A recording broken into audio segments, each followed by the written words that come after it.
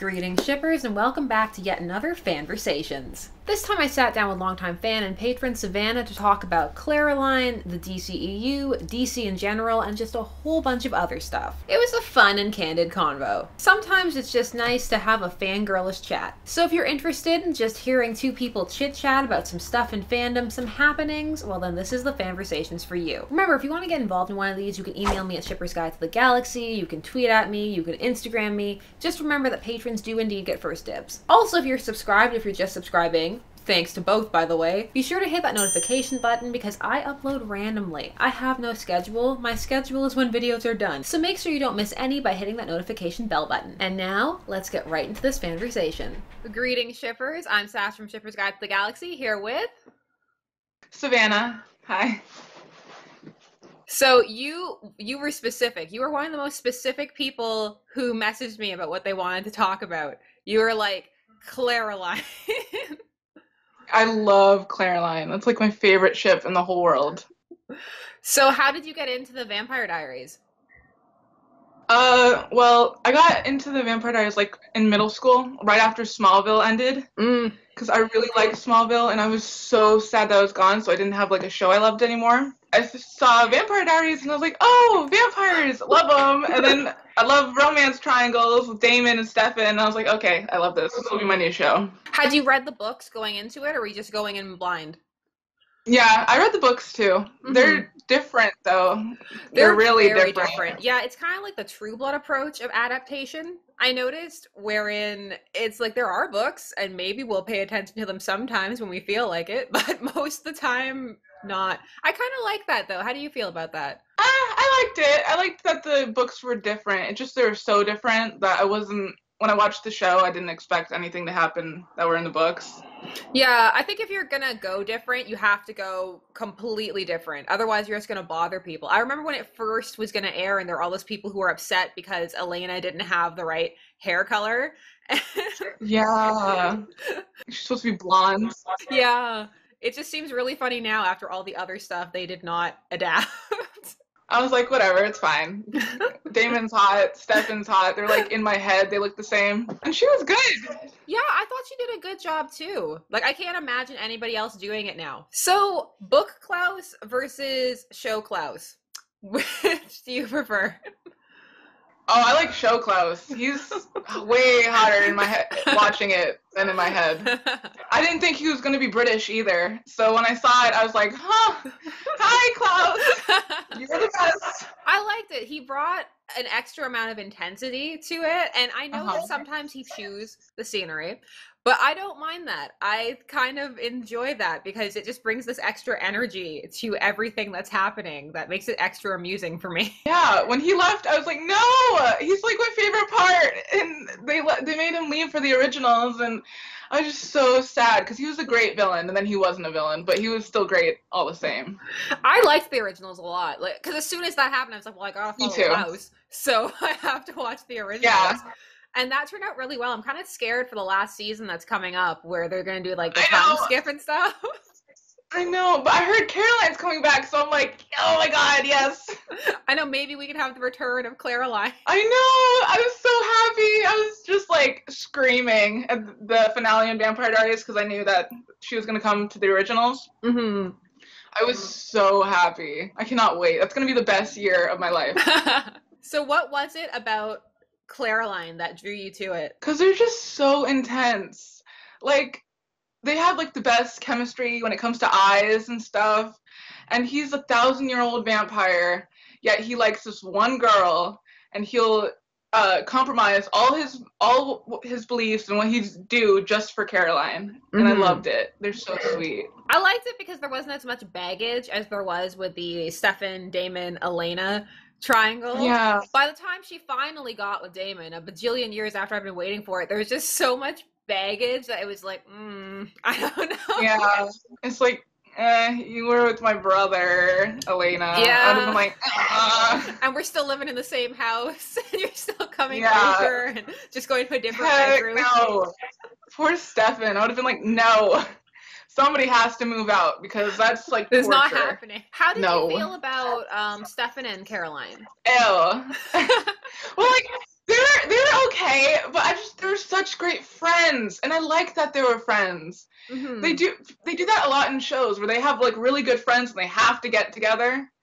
But I really liked their friendship. It was really genuine. And then when they got together, I was just like, okay, it was still like sweet, but it wasn't like the tension wasn't as great as with Klaroline. You had to kind of go back to the pilot for when they were like, oh, we'll never get together. And you're like, well, yeah, I guess they will eventually. But that was so far in the past at that point that I felt there was almost no connection to it. And like you said, they had that wonderful friendship. And sometimes it's frustrating when you know that they're just going to play the tropes through to their conclusion because A, there's not enough male-female friendships that stay friendships, and it perpetuates that silly notion that it's not possible. And also sometimes I feel like the standards for heterosexual romance in shows is so low that it really needs to have the bar raised because like we looked at each other, married, we had a class together, married. They were just so good friends. She was always there for him, he was there for her. So when they got together, I was like, all right, but I really hope they break up. But the ending with Stefan, I really didn't want that to happen. It was like, okay, I didn't mean it. You can bring it back. Because I cried like a baby. But then the ending to the finale with the note with Klaus, Mm-hmm. I was just like, oh my god, it's gonna happen. My dreams are coming true. So I was less sad afterwards. No, it'll be interesting to see where they go with it. That's one of the things I find fun about shipping television shows in particular, because lots of times they're ongoing while you're shipping them. And so many things can change even while you're in the midst of just enjoying the pairing for what it is. And then something can happen that completely makes it better, breaks it apart, something you need to fix in fan fiction. But it's fun. Yeah, I'm just worried for the originals. If somebody dies, I'm going to be so upset. Like, I won't recover if my ship just if somebody in my ship dies, Klaus or Caroline. Like, I'll be so sad. I'm just really worried about Elijah because I was always all about Elijah. From the moment he showed up, I was just like, Elijah is the best. I had this Elijah-Elena thing going on when I was shipping, but that never went anywhere, and that's fine, but still. Yeah, that would be funny if the whole triangle, and she's like, bounce, I'm going to Elijah. Bye-bye. I know, she's like, I left this one triangle for another triangle. Bye, guys. Yeah, Elijah's so suave. I love Elijah in his suits. He's great. And Klaus takes advantage of how great of a brother he is. Klaus takes advantage of all his siblings. So much daggering. I know. Like, he'll be wanting, like, happiness, and then he'll taint himself, or he'll, like, ruin what he has. And it's like, you're so close. Why do you have to ruin it? But I still love you, but still. I felt that, like, because the CW has this reputation when it comes to shows that, you know, they're very teeny boppy, lacking in a bit of substance. They follow kind of a predictable pattern sometimes. But the thing is that lots of times the characters are more complex, but you just kind of have to peel back that CW-ness to get to them. And I feel that the Vampire Diaries was definitely one of those shows where there was more going on than just the love triangle and all that stuff. But you really did have to look through all of that CW packaging to get to it. What did you think? Yeah, there's a lot of tropes. Will they? Won't they? The triangle. So I like it still. Like, the CW has its charm, and it gave me a show after Smallville, so I still love it. I loved Smallville so much. Oh, me too. That was my show when I was little. Like, I had the biggest crush on Clark, and Tom Welling. I just love him so much. Like, he was my first crush as a kid. And I just loved him. And Lex. I loved Lex. When he left, I was so sad. No, like, I know. And I knew he was going to come back for the finale. And I was so excited. Yeah. And I told somebody, I was on a dating site at the time. And I was like, can you believe Lex is coming back? I'm so excited. And they were like, I can't believe you spoiled that for me. We're not talking anymore. And I was like, oh, okay.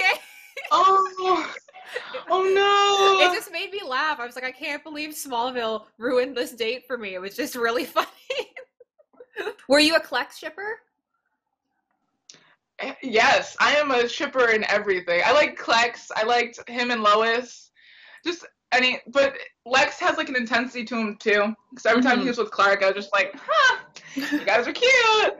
Love it. Keep going. Don't ever let Lex leave. I liked the, even though they added the cliche of, oh, they were friends, I enjoyed it because you knew that it was inevitably going to fail in the future. So there was that melancholy to it of, oh no, how is this friendship going to break apart? They're such good friends. Yeah. I was like, no, I know what's happening. I know the ending to this.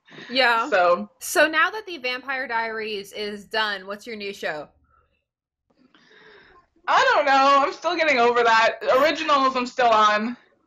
I guess I like Riverdale a little bit. But now that Vampire Diaries gone, now I have to find something new. So right now I'm like rebounding off of the Vampire Diaries. Yeah, I have this love-hate relationship with Riverdale where I need to like let episodes build up and see where it's going. And it's very much, again, like the Vampire Diaries, where it's very different from either of its source materials, either classic Archie or even the new redone Archie. And it's very different from both. It's like characters bearing their names, but not much else, pretty much. Yeah, it's way different.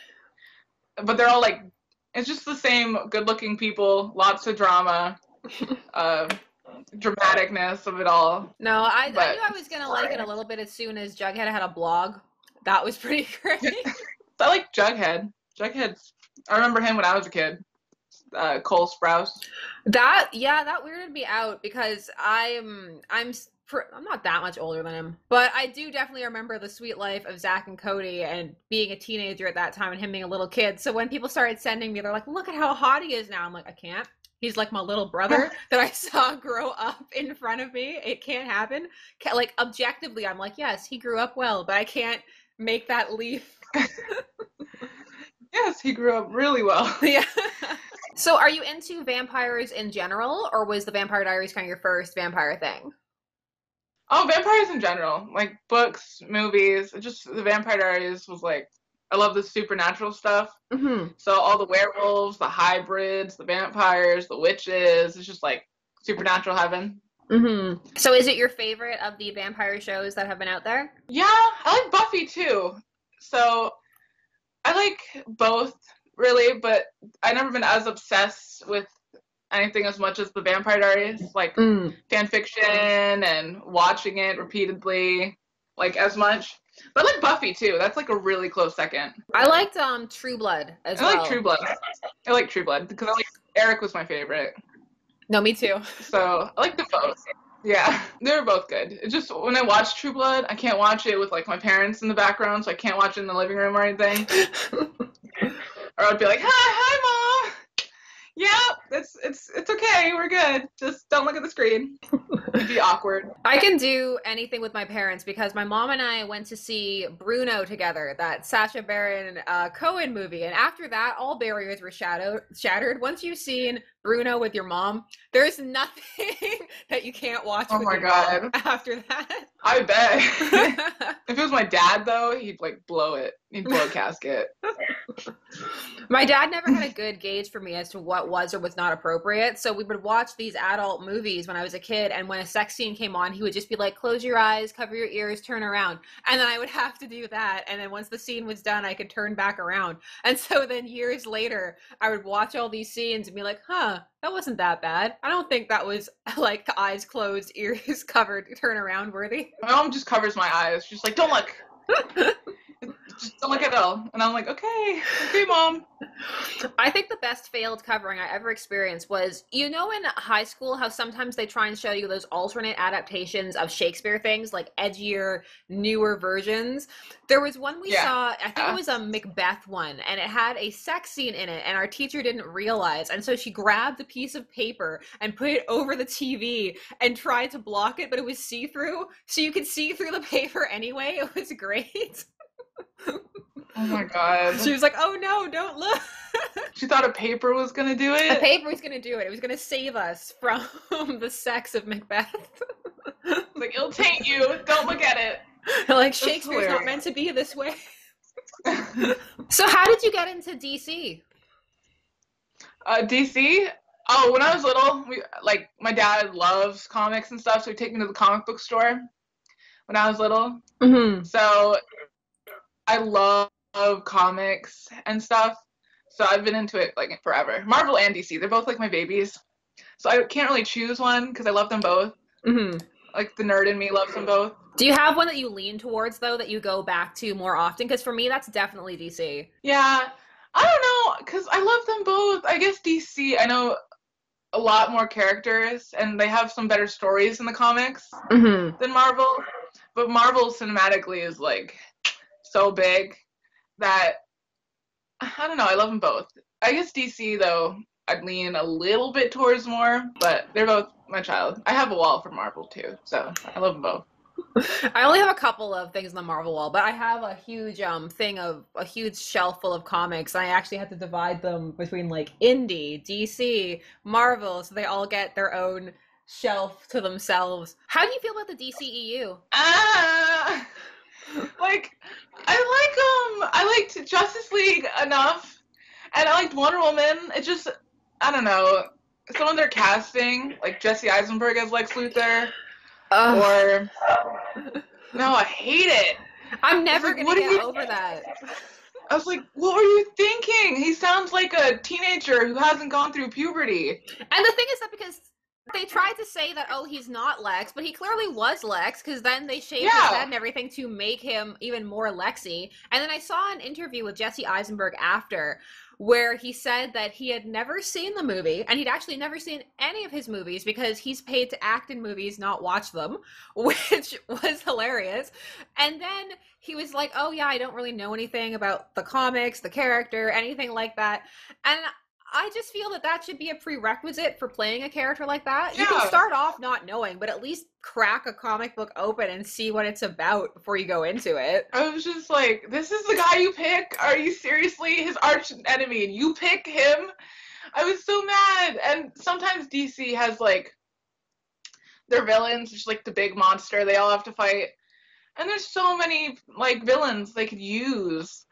So, I don't know. But I like most of the characters, and I like the costume designs, like Flash, I love his outfit. Aquaman's like smoking, and they made him not look like as dorky as he could have been. So they're pretty good so far. Yeah, I feel that people are too harsh on them. When the reviews come out, they're always like, it's the worst film of all time, and no, they're not. Not. And like how they said Justice League was like one of the worst, and they gave it like a bad Rotten Tomato score, but Thor the Dark World was not that great either, besides Loki. Loki does Thor everything the right. Dark World is terrible.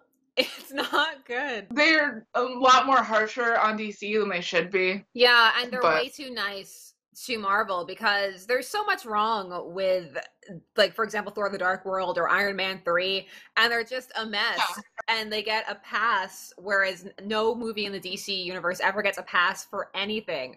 And I feel so bad for them. Like, they're a little too harsh. There's some good moments in DC. So far, the animated DC, though, is amazing. Yeah, it's really good. It's just, like, recently with the Harley Quinn movie and the first half of Killing Joke. I don't know. The animated DC, though, is, like, the old ones are really good. So they just should take, like, notes on their animated ones and just make it on the big screen. That'd be great. Exactly, like, just do that, but with real people. So yeah. Are you excited for the new Teen Titans live-action series? I'm so excited. I love Teen Titans. I love shipping Teen Titans even more. So when I see it, I hope it's really good. I like the costume for Robin. It's so growing on me. When I first saw it, I wasn't sure, but now that I've seen it a bit more, I'm like, okay, I like that it looks high budget. I really like that. Yeah, they just need more pictures, and then I'll probably be convinced. I want to see what Starfire looks like, and I want to see the rest of them before I, like, make any judgments. I really want to see Raven. Yeah, me too. And I want to see Starfire because I ship Rob Star, and they're the best. I'm gonna subscribe anyway because I'm a DC nerd. So it's inevitable. They're just going to take all my money, and I'll love it. So, speaking of the DCEU briefly, how do you feel about how they've utilized Superman in it? I don't know, because, like, in Justice League, I think he was better. He was, like, happier. But, like, in Man of Steel and Batman, he was just so brooding. Superman's supposed to be the opposite of Batman. I don't want two emo superheroes when they're not supposed to be like that. Like, Batman's the broody one. Superman's like the light hearted one, and they're so different. That's why they're friends. So I just want more of him like he was in the Justice League. Yeah, the opening scene where he was responding to the kids for their little podcast, I was like, yes, that's Superman. That's the Superman that I wanted this entire time. Because for me, I actually call Man of Steel Man of Mope because it's just such a joyless movie for me. I know. Like I like it till he like destroys Metropolis. I was like, you couldn't pick up Zod and take him to like a grassland or something where there's no civilians. You killed a lot of people. I hope you know that. I know, at the end when he touches down and Jenny says, he saved us. I'm like, did he? Did he? No, he didn't. You have no homes to go to. I hope you know. Because he destroyed that place. And then Batman vs. Superman, he's still mopey. And I'm just like, no. This is supposed to be epic. These are the two favorite people in DC. And you're just gonna make them all just, I don't know. But I liked him in Justice League. I like how happy he was. Besides looking at his, like, fake upper lip. That was some bad, the bad mustache CG. Staring at his face like, what did they do? They had more in the budget. You have no top lip, Superman. But I'm excited for the next movie. Hopefully he'll, like, take notes and be like, okay, they want a happy Superman. I hope so, but I mean, with Snyder, it didn't surprise me because I like to follow behind the scenes interviews for all of this stuff. I find it fascinating. And when he was talking about his experience with comics and when he was making The Watchmen specifically, he talked about how before that he wasn't really into any comics. He didn't get them, didn't like them. He didn't even think The Watchmen was good when he was first reading it up until the rape scene, which I think is a very odd point to decide that you liked The Watchmen. But like red flags. Okay, Zach, you're not creepy. I know that's not the creepiest thing I've ever heard about The Watchmen, which is also getting its own TV series, which I'm cautiously excited for. But I think he's good, like, imagery. Like, he makes some beautiful shots in movies. But just directing it and script-wise, I'm just like, give it to somebody else. I feel the same way a bit about Joss Whedon in the Avengers verse, though. I like it, but sometimes I feel the writing that he encourages / gets involved in gets very Whedon-y, and sometimes it just feels like you're watching an episode of Buffy instead of watching the characters you're supposed to be watching. Yeah, Joss Whedon, I don't know, he never puts a lot of spotlight on the female characters, especially in, like, Avengers. I don't know, I like Joss Whedon, but he's mostly, like, catchphrases and... Yeah, like one-liners, catchphrases, that kind of thing. So it works very well for those characters who are already snarky. But if the character isn't snarky, then it just kind of comes across as not quite tonally correct. Yeah, a little forced. I don't know why that made me think back to the Vampire Diaries, but it did, where, how did you feel about how each actor did playing multiple roles? I don't know. It's just like Stefan as Silas, and then I liked Elena and Catherine, but I wasn't crazy about it. Just let them be their characters and hire somebody else to be somebody else. Like, I didn't need Stefan and Silas, because I'm always thinking of his being like a Ripper. So I was like, this is just Ripper or Stefan. You're just calling him Silas for the hell of it. But I felt they pushed them a bit past their range in some of those situations, because I compare it to Once Upon a Time, where you have Regina, who's playing both Regina Mills and the Evil Queen, and those characters feel so completely different. But I feel what also helps with that is because the Evil Queen's in a different environment for most of it. She's got completely different costuming, completely different events. But when you're dealing with something like Elena and Catherine, and they have to exist in the same universe, interact with the same people, and I feel it makes it more difficult to differentiate the two of them. Yeah, I liked Elena and Catherine, though. I just didn't like when Elena lost her humanity, and then she's just like, Catherine, that's just Catherine. It's not really Elena. It didn't feel like it was Elena anymore. So, I don't know, she annoyed the crap out of me when her humanity was gone. Caroline, without her humanity, she was just like quippy, and she was still her. It's just she was like a little bit more darker, but not by much. And Stefan, he loses his humanity like every day. Yeah. So he's not surprising. I don't know. And Damon, he's already a bad guy. You don't really need him to lose his humanity. Well, he's like a good guy, but he's like makes bad decisions. He had the Spike arc, the reverse, the from bad to good arc. Yeah, he was like Spike. I don't know. Sometimes I think he should just let Elena go, because she's always sometimes hip hoppity, and I didn't like that. Like she was with Damon, and then they had that thing where they thought that Stefan and her were like soulmates. I was like, why do you have to do that? Can't they just be happy? Can't they just be happy together? You don't need to like fork their relationship. No, it was always something. It was, oh, she only loves him because of his sire blood, which is a bond that only happens once in a bajillion years, except right now, when it happens every few seconds. This is freaking convenient. You're gonna do this now? CW does that, though. They can't, usually characters can't be happy. They're gonna break up. They're gonna come back together. Break up again. Yeah, I was talking to somebody else, and they were like, don't get too attached to Bughead. And it's, don't get too attached. They are the season 1 couple of a CW show. Yeah. I am not going to get too attached. No, it's just going to be a love triangle again. And Jughead's going to find somebody else because it's not Endgame. Yeah. Unfortunately. I know. But CW doesn't know how to do relationships all that well. So at least the end of Originals, hopefully, I think Caroline is going to be Endgame. I just want them together, just in the end or something. They're just so great, and I love them so much. They're like my little babies. What are your favorite Klaroline fics to read? Yeah, I like, usually, like, I don't like when she's, like, all in love with him, because that's not, like, the personality. They have fights, and they're quippy with each other. Usually they're in the rated M category because they're steamy too. Like, I love them. Like, I like one. I think it's called Red or something like that. And, like, she comes to New Orleans, but only because she's trying to save Bonnie.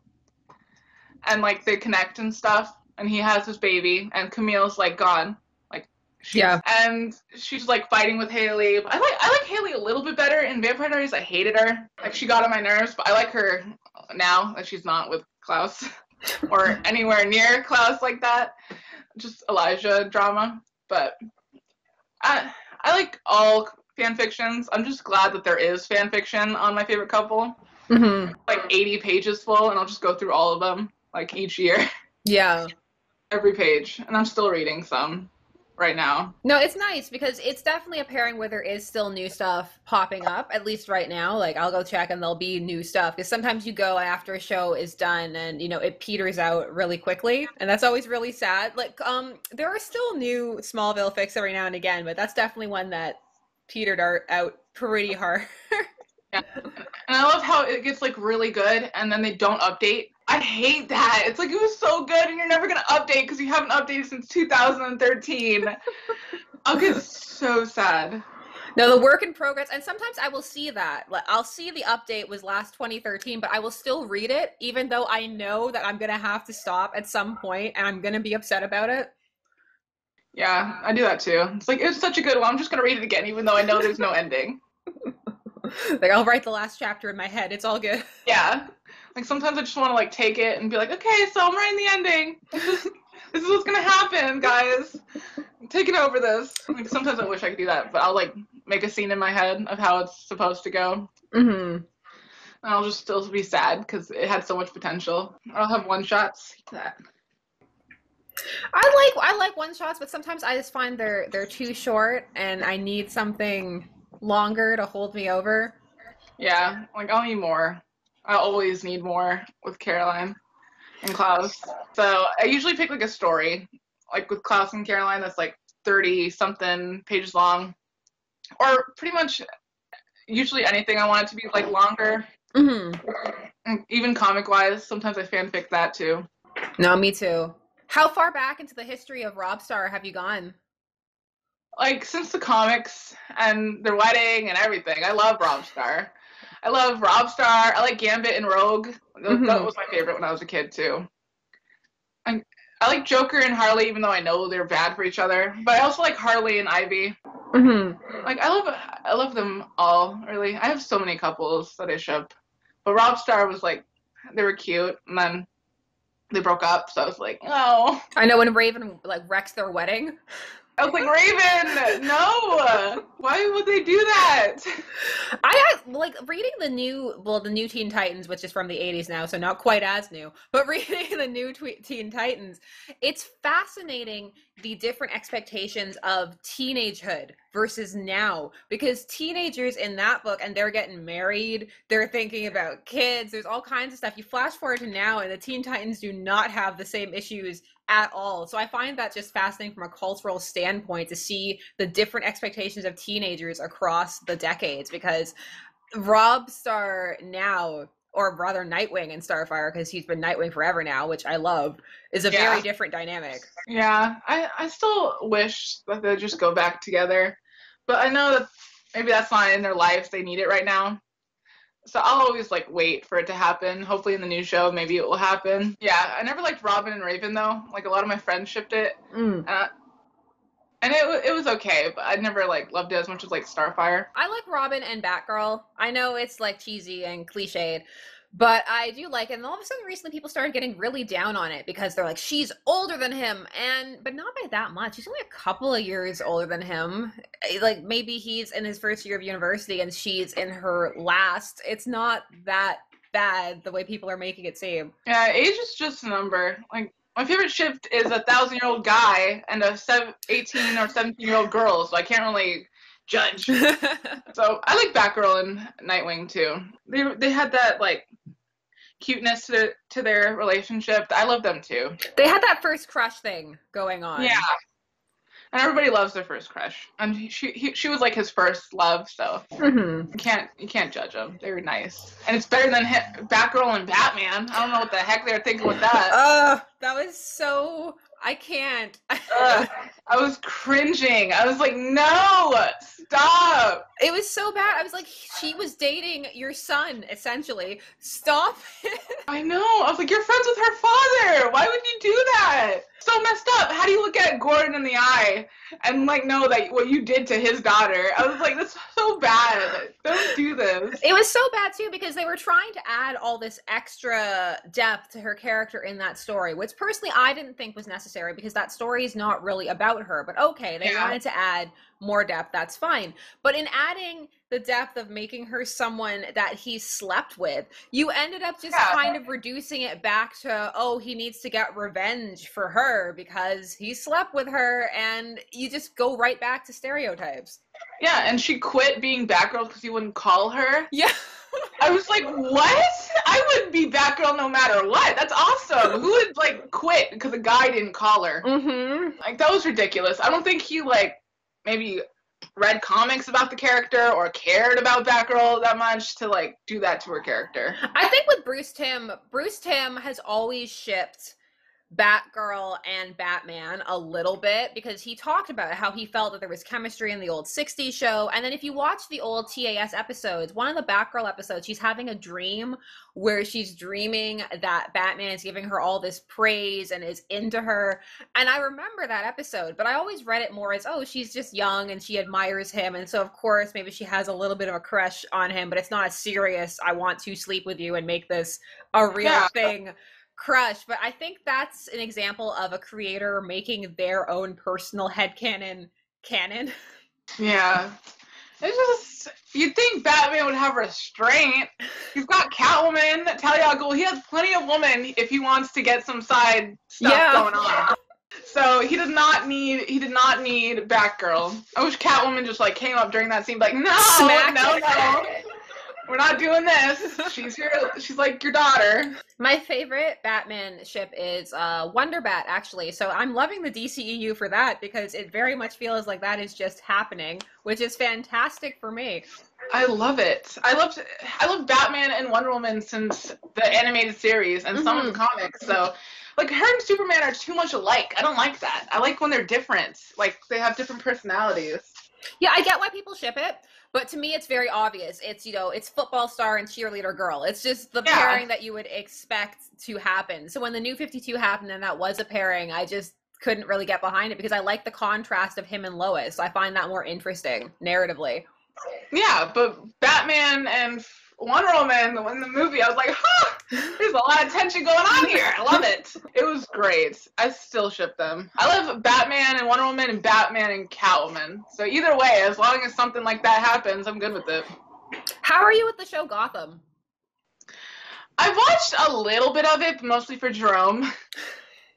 Because I love Jerome. Like, he was like, oh, he was great. I love Jerome. But I haven't watched as much yet because I haven't got, like, I don't know. It's like Smallville, but younger Batman. So I might still get into it, but I mostly watch it for Jerome. I like Penguin, and I liked Riddler for a little bit. I saw, like, season 1. A few scenes on YouTube of Jerome because I love him. So I don't know. I probably am gonna watch it though because it's a superhero show and I love it. I watch it. I have to take it as a separate entity though. I always have to steer myself and get into the mood that it's completely different, because if I don't, I become one of those fans who gets hyper obsessed with the ages and start trying to calculate them, because I'm like, well, if Bruce is 14 now and he is 33, and then I'm just trying to calculate, and if he becomes Batman at 22, then how old will these people be that he's beating up? And then it instantly makes him as Batman much less impressive. If the Penguin is about 50 and he's 25, I'm not as impressed. That's very smart. No, I wouldn't like that either. That's a Penguin being a 50-year-old.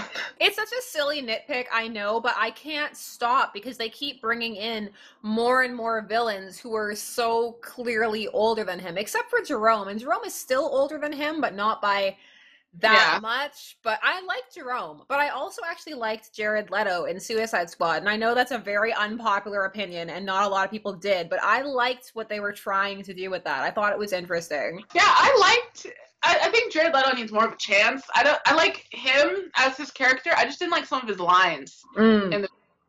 Like, I don't like when he called the guy Hubba Hubba, and he's like sat on his lap and like, I don't know. Just some of his lines I think weren't that great.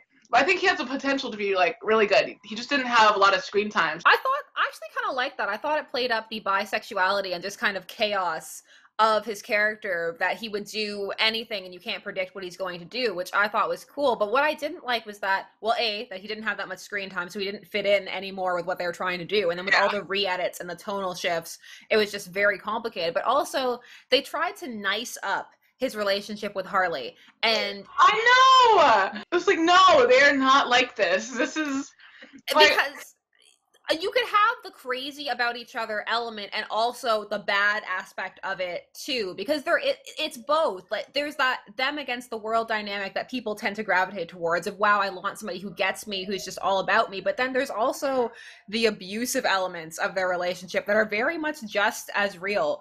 Yeah, I think they were cookie cuttering it because, like, there's dark aspects to their relationship that should be shown as well. Like, not just the good. I heard they're making a Harley versus Joker movie, though, so that'll be cool. I would be interested in that, but what that movie is supposed to be keeps changing. It's like, oh, it's a solo Harley movie. It's a Gotham City Sirens movie. It's a Harley versus Joker movie. They can't decide what they're doing with it. Yeah, I just want to, like... They should show some of the darker parts of their relationship. Because they did film it. Because there are scenes that I saw that. And I know I would have preferred. Also, they filmed a bunch of those scenes right by where I live. So it's really funny watching the deleted scenes. And they filmed one under an underpass. Oh, what's the matter? Aw. Oh, what's the matter? He's a dummy. He bit his paw. Oh. Okay. Yeah, I got a Great Dane puppy. His name's Bane. How old? He's like 14 weeks. Brand new. You're just a dummy. Why did you bite your paw, you dum-dum? No, he's got to live up to his name. You know, right? Yeah. I was going to name him Bruce after Batman, but he's a Bane. I miss having pets. We don't have any right now because our daughter is too young. So we're waiting until she's a bit older to get anything going on. You know, I love cats, but you know they have all those warnings about cats and babies. So I'm going to wait until she's older. Yeah, he's okay around babies. He just gets hyper. So he'd be like, oh my God, there's a baby. And like want to like lick them and like play with them, but they're like too young. Yeah, my husband keeps trying to use that as a selling point for dogs. He's like, yeah, but they love them so much. And I'm like, yeah, but there's so much work, and I'm the person who'd have to walk it. So you know what, cat? Yeah, he gets really hyper around the baby sometimes because he's a puppy. Mm-hmm. So I wouldn't get a dog, especially if you have such a young baby. I'd be careful. Yeah, I'd get a cat. Cats are low maintenance. Yeah, I like that. They're like slink off by themselves. Do their own thing. Yeah, they choose when they want affection and stuff.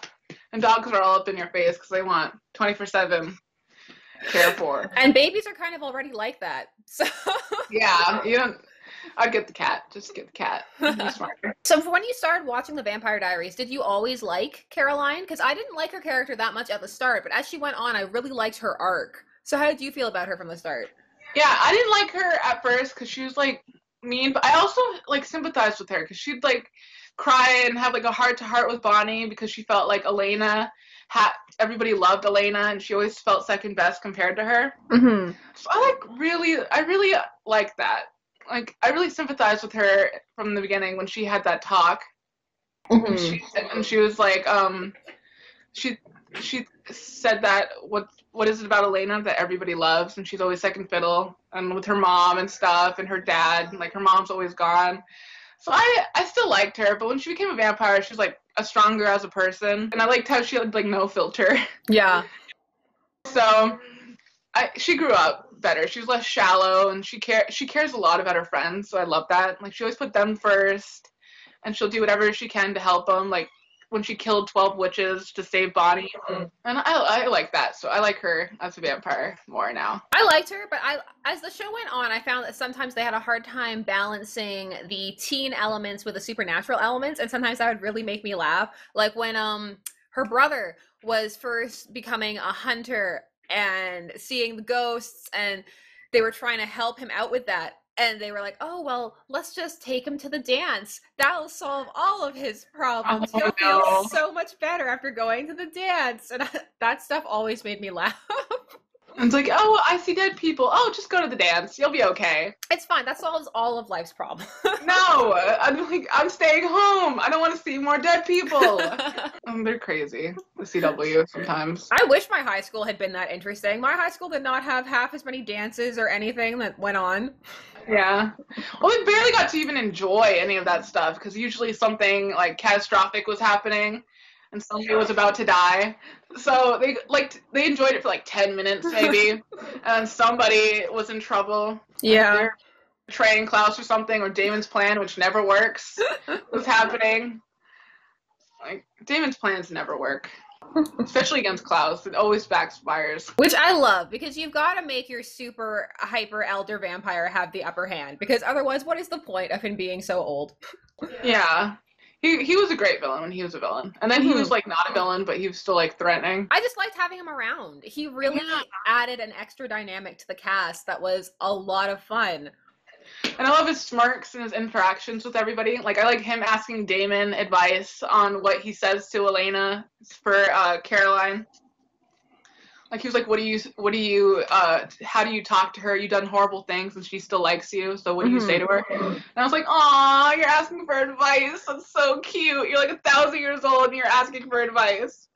It was great. He's such a sweetie when he's not being a horrible person. And I can always forgive that more with vampires, because I think that if you lived for so long and there was the potential of you to live forever, you would view interactions, relationships so differently. It's the same reason I love the Thor-Loki dynamic, where everything just feels like a sibling fight, because it is, in the grand scheme of your living essentially forever. All of these, I tried to kill a whole planet, that's nothing in the scheme of eternity. Yeah, it's just, I don't know. I get why Caroline always no, we're not doing this because you're a bad person. Because he did mess up a bunch of stuff in her life, or her friends' life. Mostly it's her friends. Mm-hmm. And so she's trying to be loyal. But I get him too. He's lived for 1,000 years.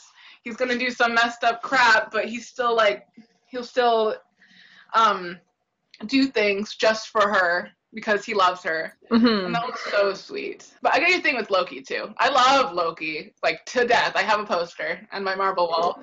But Yeah, he always messes it up, and that makes me sad, but I know it's gonna happen. Like, that Infinity War trailer has me worried. I've already seen the people online saying Loki has to die. And I'm like, no, no, he does not. Don't, you can't kill Loki. Loki's my baby. He's my baby who's adopted. Stop. Yeah.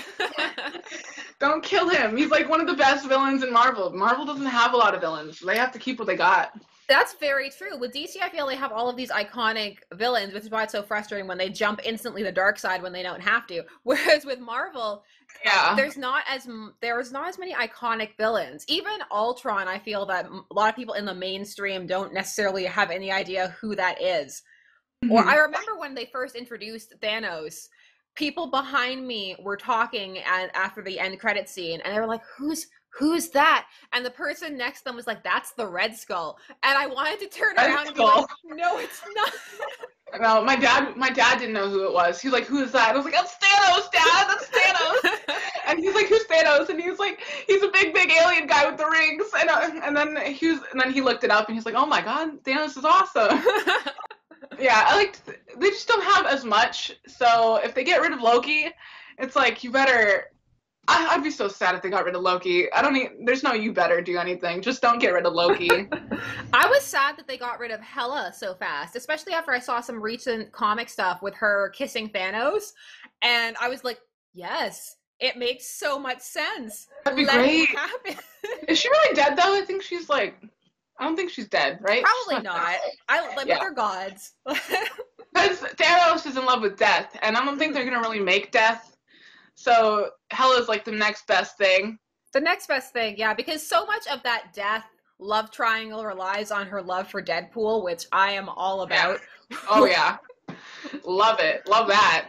I think she's coming back. She'll have to. And she was so great. I loved Cate Blanchett in the role. And her costume, when I had her costume, I had like a nerd out. Mm-hmm. I was like, oh my god, it looks so great. Her headpiece is so great. And then my friend's like, her headpiece looks dorky. And I was like, shut up. You don't know what you're talking about. No, there's no reason that her headpiece is so complex in the comics. There is no reason it should have come out that good. That is an amazing representation of it. I was like, I want to cosplay it so bad, but the freaking thing is so big and I don't know how to make that. Oh, it would be really heavy unless you made it out of something really lightweight like tinfoil or something, and then like paper mache on top of it or something like that. But she'll show back. Villains, I love villains in general, really. Me too. That's why I don't like the older superhero style where it was the fashion to kill them off right away, where a villain would show up, same movie, they'd die, and that was it. That was my big problem with the first Spider-Man, where they introduced William Dafoe as the Green Goblin, which was amazing. So great. And then my God, dead. That was a wasted opportunity. Mm-hmm. And then Octopus dead. I was like, no, what are you doing? And then and then the third movie happened, and I was like, okay. Yeah, and all right. Now you have too many villains. Like, no, do better. You need one, maybe two, if it's like a hench person or something. And then just let them live, and it's over. Let them live. Just keep them. Don't kill them, because that's not how you do a villain. A ship I'm really hoping for. I've always been a really big Cable Pool shipper. So I'm really hoping that now that Cable is there, people will know what this ship is, and they will start shipping it like me, because their team up comic is amazing. It's so I love good. Them together. They are very cute, and I like how he's so serious, and he's like, "Hi, sweetie," and I love him. I love him and Cable. I also like Deadpool and Spider-Man. I like how he worships Spider-Man. Yeah. I love them both, but I can't wait for Cable to show up next year. That would be so great. I just want a little bit of flirtation stuff so I can go on Fanfiction and be like, look at this. I know, and there'll be new updates. I have read every Cable Pool fic in existence, so I need some new ones. Yeah. You'll probably have a bunch of updates after that movie. I hope so. It's my dream. I'm trying to think if we covered enough Vampire Diaries in this, because I know we've gone everywhere, which I love. All of these conversations always end up going everywhere, which is so good, because that's the thing with fandom. It trickles into so many other things. Yeah, just more and more fandoms. More and more fandoms. Too many fandoms. Yeah, because just shipping's awesome. And fandoms are even better. How'd you get into it? What was your first ship? I don't know. I think maybe it was... I don't really know. I just read comics. I think my first ship was Rogue and Gambit. Because I read X-Men comics as a kid, and then I saw the anime TV show, like the older one. Yeah. Yeah, and I really liked them. I liked how he like was all flirtatious with her, even though he can't touch her, and she was all like, "No, no, no," and he was all like, "Yes, yes, yes." So I guess they were my first ship, and then it was Robstar, and then and then Smallville shipping. Like I liked Lois and I liked Lex. So I like them. I think that was the first one though, Rogue and Gambit. How'd you get introduced to fan fiction? I think that was by accident because I think it was the Teen Titans one because there wasn't a lot and the season was ending and there wasn't like a lot to go by besides that kiss and I was like yay. So and then I got it by accident and I really loved reading already and I didn't know that there was like somewhere where I can just see my two favorite people in like a story. So it was like just accident surfing the internet and I was like, oh my god, this is great. And I've done it for like years now. I don't think I could live without fan fiction now, but I think I was like 13, maybe 12, but I was like, wow, there's so many fan fictions. So since you love Teen Titans so much, how do you feel about Teen Titans Go?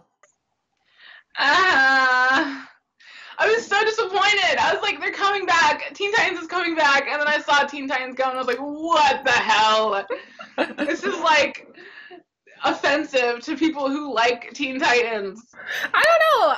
I really like it. I like both. I think it's because to me it appeals to, I love the superheroes doing mundane life stuff. Yeah. So when they have an entire quest to get, say, the ingredients for a sandwich or something, I find that absolutely hilarious. And for me, I felt that their characters were more a play upon and a parody extension of how their characters were in that other show. I do get why people don't like it, though, because that show ended so abruptly. And so it's just like, it's over. And then you hear that you're getting everybody back, the entire voice cast, the whole gang's getting back together. But then it's not for a continuation. It's for something else. But hopefully, maybe over time, when the new Teen Titans live action show, that might appease some people if it's good. I like it for kids, and sometimes I'll laugh at it. Because some of the jokes were like bland, but I just like miss the dramaticness, and I miss like Slade, how he was like so intense, and like the drama of it, and Tara, that arc was good. And then on Teen Titans Go, they'll have like a episode where they'll look at their past Teen Titans Go, like on that TV thing. Yes. Yeah, and I was like, you're just like, you're hurting me right now because that's what I wanted. So I don't know, I like it. It's all right. I don't hate it, but I don't love it. So it's like in between. I loved how they did the Terra arc there. I thought that was so better than how they did it in the more recent Judas contract that came out. Because we got to like see Terra more. We got to like know her more than we did in that like an hour and 30-minute animated thing. Yeah. I hear you. I have a hard time with newer Slade and his, or Deathstroke rather, and his new backstory of, oh no, Damian Wayne took my place. I have a hard time taking you seriously when your vendetta is against a 10 to 13-year-old. Yeah, and I don't know,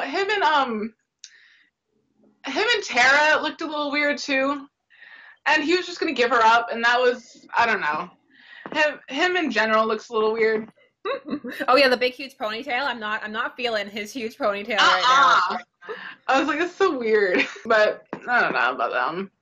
But again, he's older and she's younger, and I like Caroline and Klaus, so I can't judge that pairing either. I felt that they did a good job of articulating what she wanted versus what he wanted.